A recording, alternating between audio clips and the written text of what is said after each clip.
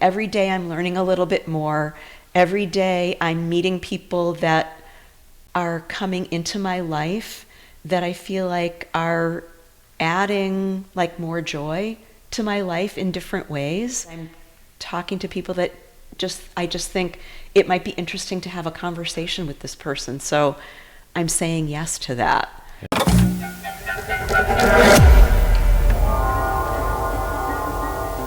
Hey everyone, don't forget to subscribe, like, share.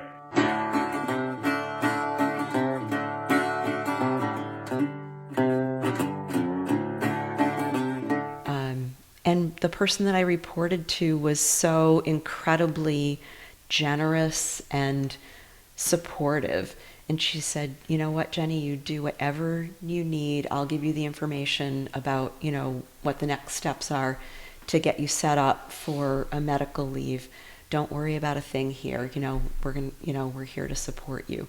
And so I did feel incredibly supported. And I knew my husband was there to support me as well.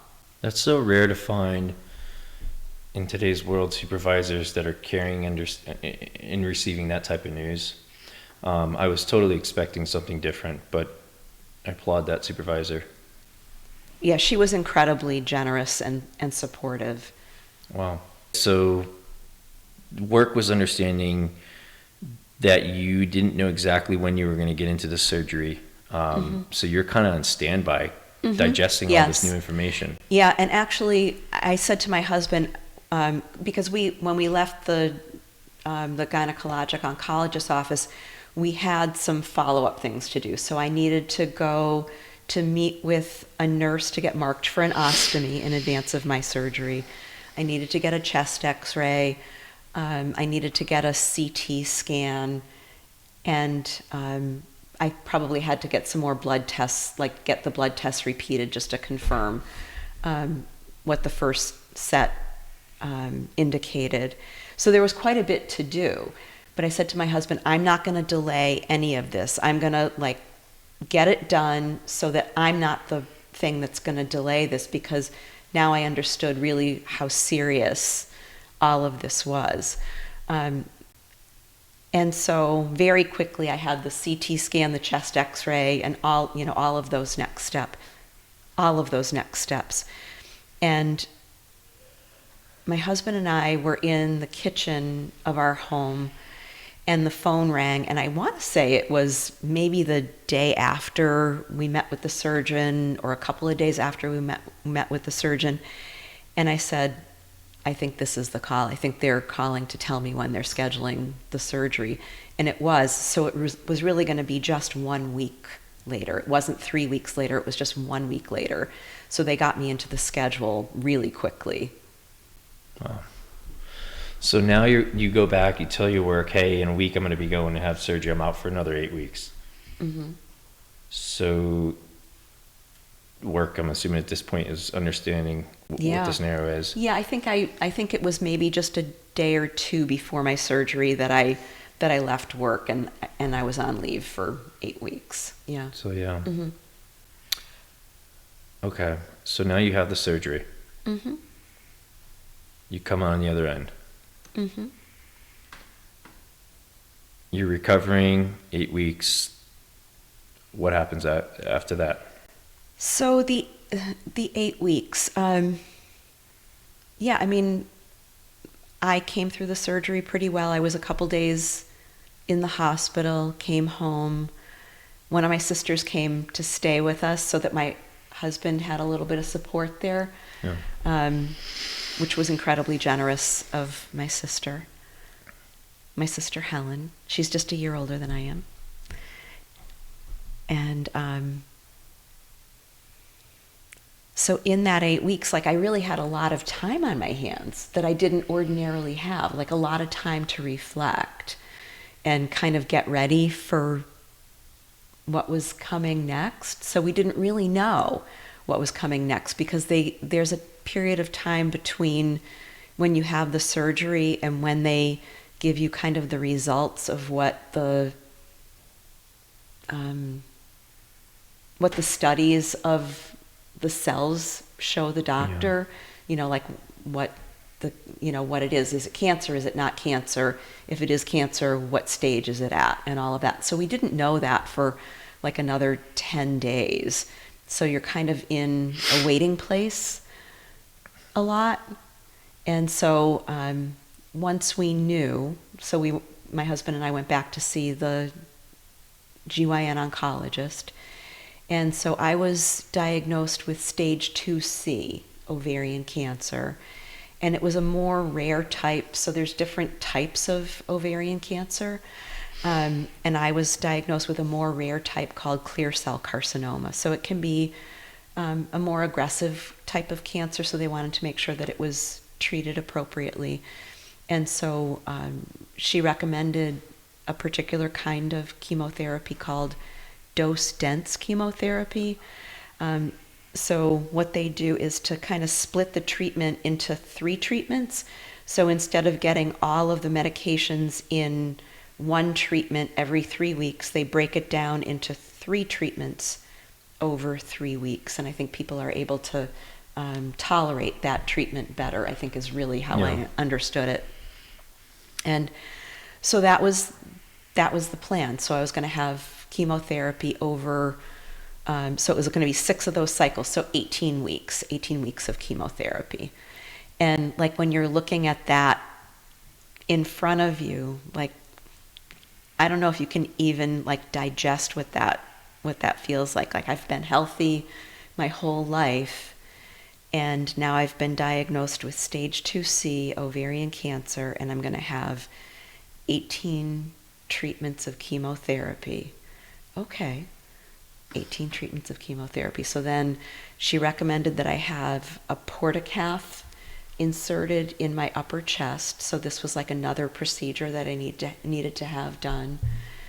Like this is like I'm still thinking of myself as a perfectly healthy person, but now I'm having to go to another medical appointment and another medical appointment. It's like completely out of my, of what my experience has been up to this point in my life. Yeah. Wow. Yeah, I think it's touching home because this is real life. Mm-hmm. This is real life. So now the chemo therapy comes after the surgery, right? It does. Okay. For me, I want to say it was about 5 weeks after my surgery. I might be getting the timing a little bit off, but I returned to work 8 weeks after my surgery. And I think I had 3 chemotherapy treatments before I went back to work, but it might have been 2 chemotherapy treatments. So maybe it was 6 weeks. Now, okay, fast forward to 8 weeks you're out of work, right? Mm-hmm. Are you gaining some strength back as you're gearing up to get back into the office, or? Yeah, I mean, I was cleared to go back to work full time without any restrictions by the time I was ready to go back to work. So, I mean, I will tell you honestly, Giuliano, before I had this diagnosis, I would have told you I was in the best shape of my life. So I had always been healthy and active. And at this particular time, my husband and I had been doing Tai Chi as our exercise 2 or 3 times a week, probably for like the previous 2 years. So I was really strong. Like I had tremendous core strength. I was really healthy. So I think, like the fact that I kind of bounced back, I think is a testament to staying in good health before you're sick, and to like maintaining your good health, because I did kind of bounce back, and I was really resilient. Yeah. I felt good, and I felt good that I felt good. Yeah. No, that's great. So, wow. So now you're coming over the surgery, you're going through the chemo.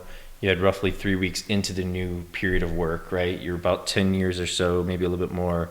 Maybe 15. 15 years at this point? Into healthcare finance, yeah. So now, okay, so 15-ish years. Yeah, I think so. I think it was before 2000, yeah. Okay.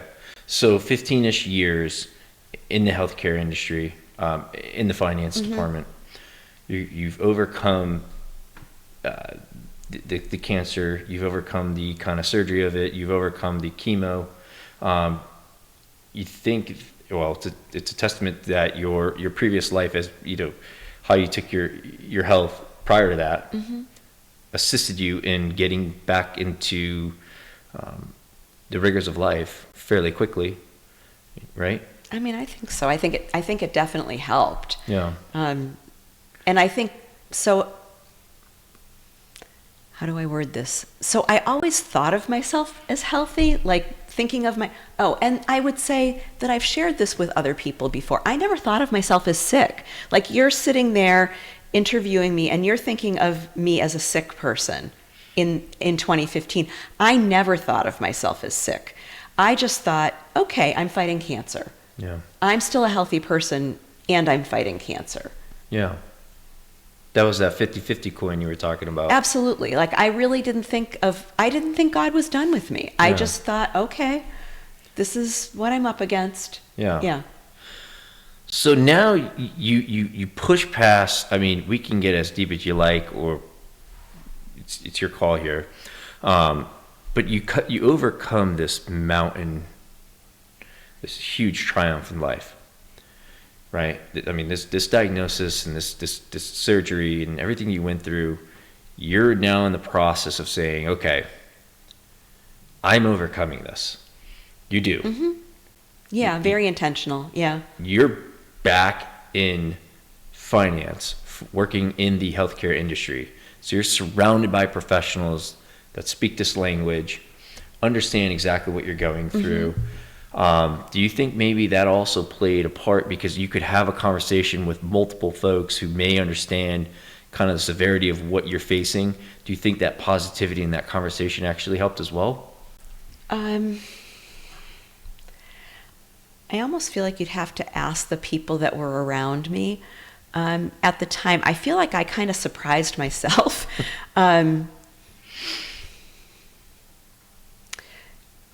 Some of the people that I worked with, because I was really transparent almost from the beginning about what I was going through. Some of the people that I worked with, I think, were surprised at how I was handling it. And one of the pathologists that I worked with, he said, Jenny, there are a lot of people that would have the experience that you're having, and they would put it in the pantry and shut the door, I think was the expression that he used. Put it in the pantry and shut the door. And he said, here you are, like, sharing it so openly. And I said, well, I think if I had known somebody that was going through what I'm going through in the past, I would have thought of them as, like, this is somebody that's sick. But I'm not, thinking about myself that way. So I feel like I need to share this in a way, because if this happened to you or somebody that you love, now you know somebody who went through chemotherapy and they felt pretty good while they were going through it. So as you're moving forward, you clearly defeat this. You defeat what's in front of you. You're now reestablishing yourself in this financial role with the healthcare industry. Oh yeah, I went right back to work after the 8 weeks, and I worked essentially full time. So I was working 4 days a week. So before the diagnosis, I was working 5 days a week, of course.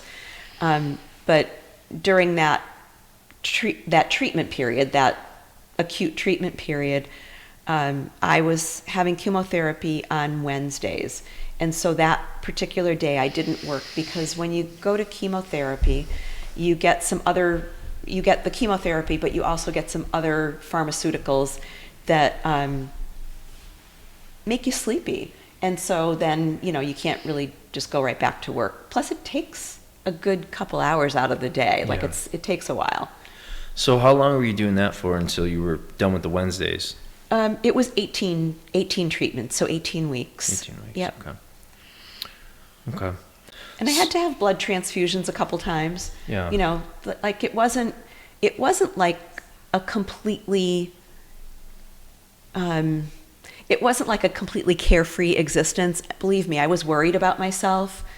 And this was pre-pandemic days, right? But I knew that I was going to be more susceptible to infection. We didn't know anything about the pandemic, but I knew because my doctors were advising me that the chemotherapy would suppress my immune system. And so it was recommended that, I just try to stay away from sick people. And my doctor told me, you have to wash your fruits and vegetables and don't eat salads because you can't peel lettuce. You got to peel all your vegetables. And I was like, really? I can't eat a salad?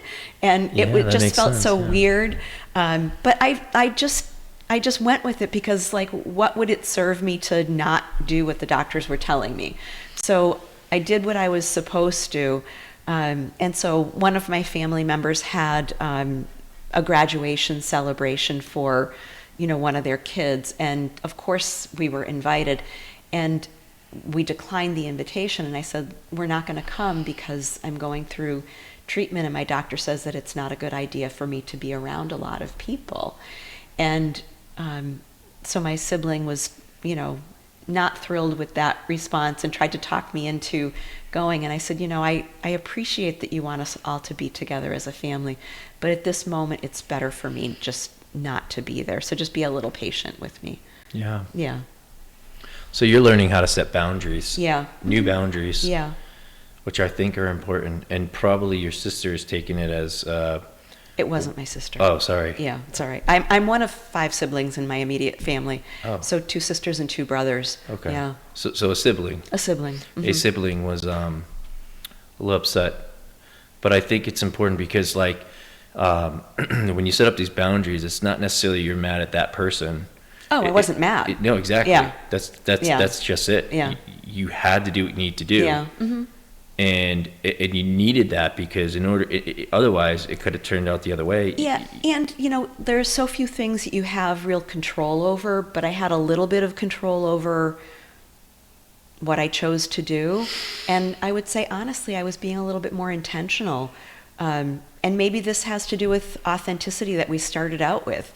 I was saying yes to some things that I hadn't said yes to in a long time, and I was saying no to some things that I maybe would have felt pressured to say yes to in the past.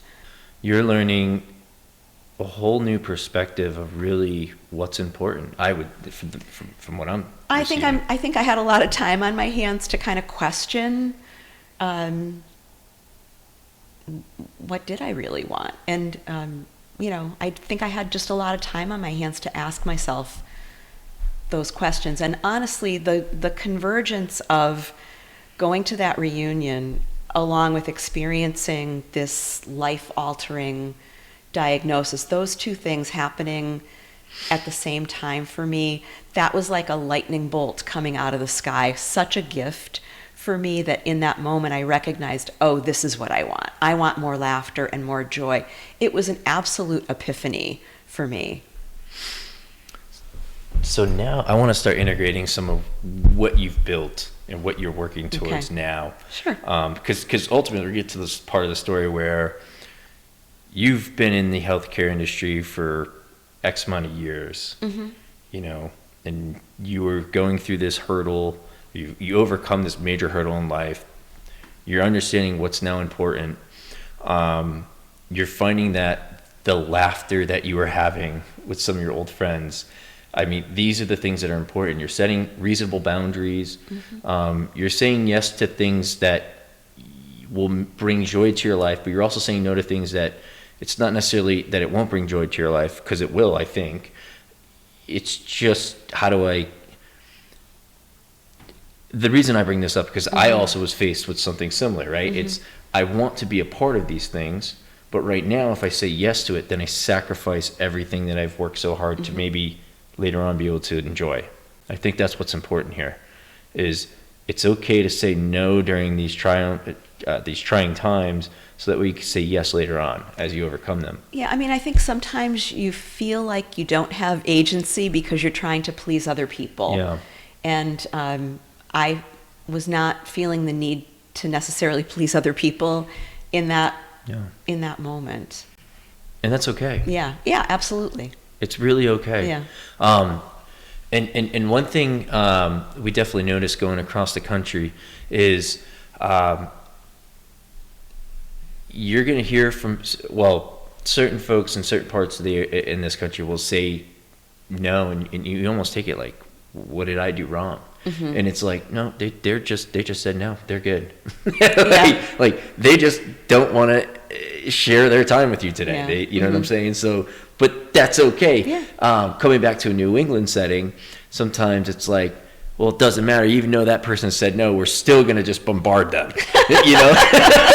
It's like, no, I really meant, like, no, I need some space today, you know? Yeah, I mean, respecting other people's boundaries, that's a lesson that a lot of us need to learn, right? Yes.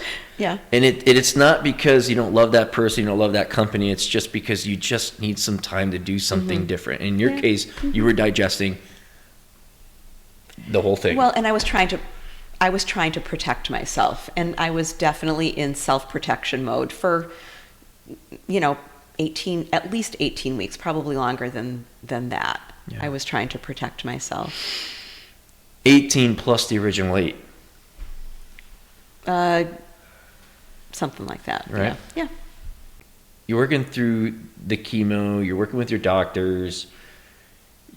I'm assuming they're saying, hey, you're progressing well. Yeah, after my 3rd chemotherapy treatment, so with ovarian cancer, sometimes not every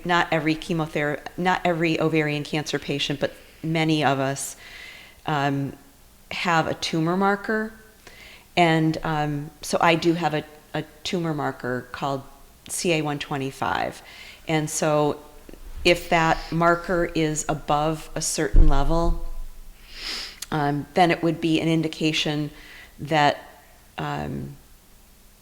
something is not right with your system, and they might need to intervene. So my CA-125 level was elevated. That was the blood test that my doctor called me about that first day. But after my 3rd chemotherapy cycle, so 9 weeks into it, that tumor marker dropped down into the normal range. And it actually, for me, has remained in that normal range ever since then. But having it drop down to that normal range after that, I think it was the 3rd cycle. I might be wrong about that. My doctor told me that was a good sign that I was responding well to the treatment. So for me, that was just like, okay, this is affirmation that I was right all along. Staying positive. Yeah, exactly. Yeah. Very good. As we move into the now, right, so we talked a lot about where you came from. Mm-hmm. So where are we at now?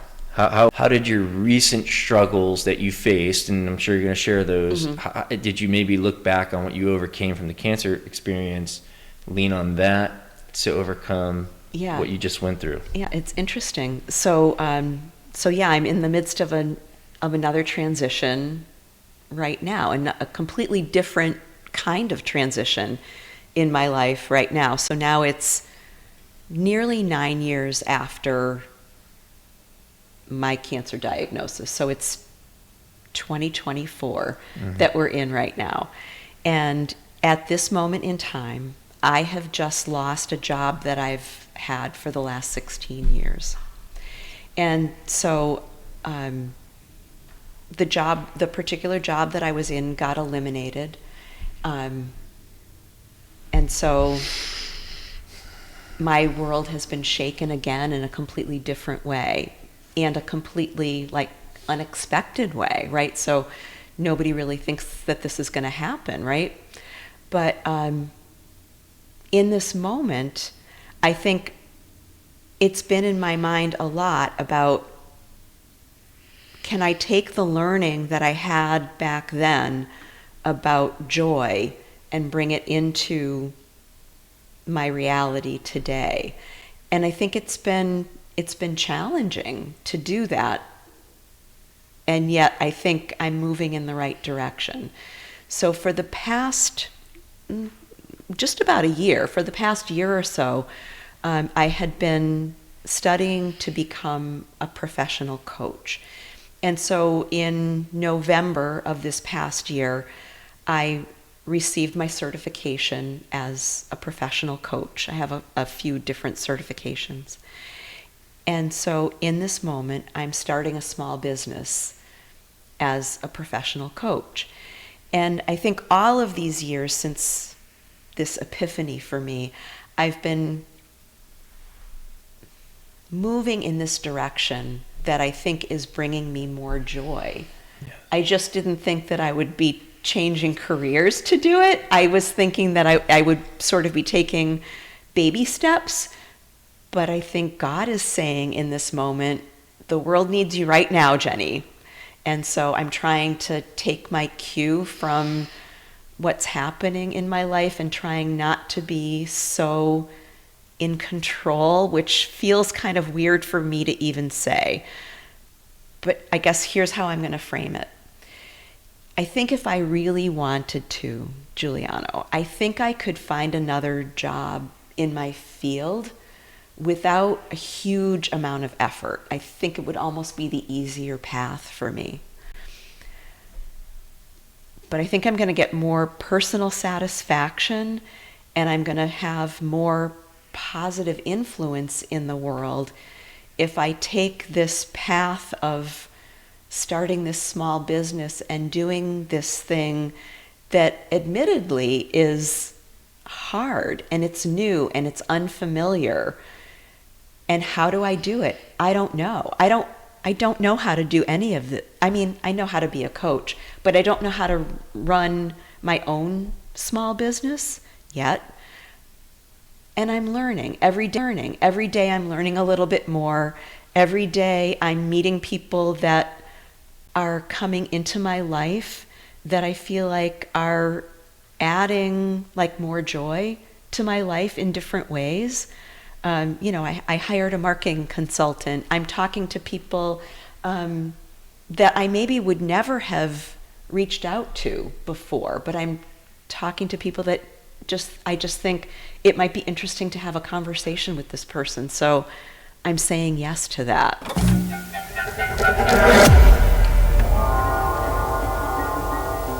Hey everyone, don't forget to subscribe, like, share.